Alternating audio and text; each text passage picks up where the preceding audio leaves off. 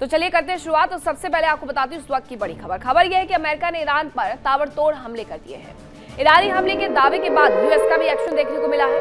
हमले के बाद डोनाल्ड ट्रंप का बड़ा बयान सामने आया। उन्होंने कहा कि जवाब देना बहुत जरूरी था। अपाचे हेलीकॉप्टर जो कि कल गिरा दिया गया था, हालांकि दोनों ही पायलट सुरक्षित रहे। अमेरिका की तरफ से कहा गया था कि इस पूरे मामले की जांच की जा रही है। छानबीन के बाद ही ये पता चलेगा कि आखिरकार हुआ क्या था। उसके बाद अमेरिका की तरफ से डोनाल्ड ट्रंप की तरफ से ट्रुथ सोशल पर एक के बाद एक पोस्ट किया जाता है और वो सीधे ईरान पर इसका आरोप मढ़ देते हैं और उसके बाद एक के बाद एक ईरान की तरफ हमले भी किए जाते हैं और अमेरिका की तरफ से फिर से एक बयान सामने आता है कि जवाब देना आवश्यक था। अपाचे हेलीकॉप्टर को जिस तरीके से निशाना बनाया गया वो युद्ध विराम को तोड़ना था और इसलिए ईरान को इसकी कीमत भी चुकानी होगी और इसके साथ बड़े हमले कर दिए गए हैं ईरान में जगह जगह पर। हालांकि ईरान इस बात से इनकार कर रहा है। उसका कहना है कि हमने अपाचे को नहीं गिराया है क्योंकि आईआरजीसी और ईरान बार बार अपने किए हुए हमलों के बारे में, स्ट्राइक के बारे में सटीक जानकारी देता है, लेकिन इस बार वो इनकार कर रहा है। अमेरिका ये कह रहा है कि ये जो भी हुआ वो सिर्फ और सिर्फ ईरान की वजह से हुआ है और इसी को परिणाम मानते हुए हमले कर दिए गए हैं ईरान में। मैं एक और खबर आपको बताती हूँ। खबर यह है कि मिडिल ईस्ट में तनाव के बीच बड़ी जानकारी आई है। अमेरिकी हमले के बाद मिडिल ईस्ट में हलचल बढ़ गई है। ये मिडिल ईस्ट में जो अमेरिकी हमले हुए उसके बाद हलचल तेज हो गई है। आईआरजीसी ने अमेरिका पर एक बड़ा आरोप भी मढ़ दिया है कि अमेरिका ने हमारे कई ठिकानों पर हमला किया। अमेरिका की सरकार युद्ध भड़काने वाली है। यह आईआरजीसी की तरफ से बयान जारी किया गया है। अब हमने देखा भी कि अपाचे जिस तरीके से गिरा उसके बाद अमेरिका गुस्से में नजर आ रहा था क्योंकि ये अमेरिका की साख की बात थी। अपाचे हेलीकॉप्टर का गिरना कोई आम बात नहीं है।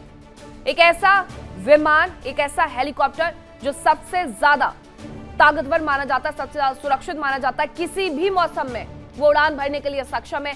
हर ऑपरेशन में उसने अपने आप को साबित किया है। दुनिया भर में अपाचे हेलीकॉप्टर की मांग तेज हुई है, लेकिन अपाचे का गिरना अमेरिका की साख का सवाल था, नाक का सवाल था और इसके साथ अमेरिका ने इसके लिए जिम्मेदार ठहरा दिया ईरान को और ईरान पर कार्रवाई करनी शुरू कर दी। यही ईरान कह रहा है कि जो अमेरिका की तरफ से किया जा रहा है वो युद्ध को भड़काने वाला है।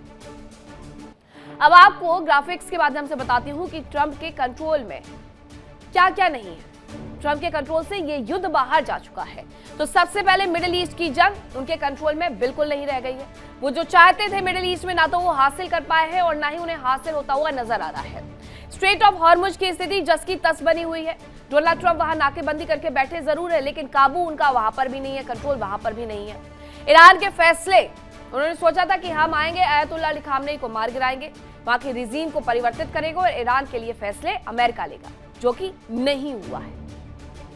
दूसरी तरफ नेतन्याहू खोल करके ये कह रहे हैं कि अमेरिका तय नहीं करेगा कि ये युद्ध कब समाप्त होगा, बल्कि इजरायली डिफेंस फोर्स ये तय करेगी कि ये युद्ध कब समाप्त होगा। तो ऐसे में इजराइल भी उनके हाथ से निकला हुआ नजर आ रहा है, कंट्रोल से बाहर है। लेबनान में सीज फायर कराया गया, वाशिंगटन डीसी बार बार बुलाया गया, इजराइल को बुलाया गया, लेबनान को बुलाया गया, लेकिन उसका भी कोई नतीजा नहीं निकला। युद्ध की दिशा और अवधि लगातार बढ़ते जा रही है। इस पर भी डोनाल्ड ट्रंप अपना कंट्रोल खो बैठे हैं। ईरान के साथ परमाणु डील पर वो अपना कंट्रोल खो बैठे हैं। वो चाहते हैं कि 20 साल के लिए परमाणु कार्यक्रम पीछे धकेला जाए, लेकिन ईरान इसके लिए तैयार नहीं है।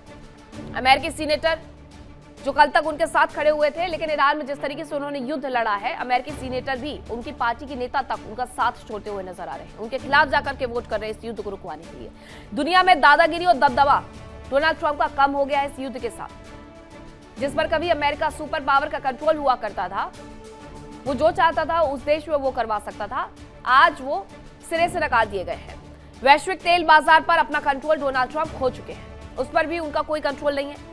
रूस के पुतिन अपनी रणनीति बना रहे हैं। डोनाल्ड ट्रंप से मुलाकात करने की इच्छा है, डोनाल्ड ट्रंप से मुलाकात, और इसके साथ साथ डोनाल्ड ट्रंप ने ये बता दिया है कि हम जो चाहते हैं वो पुतिन भी नहीं करेंगे।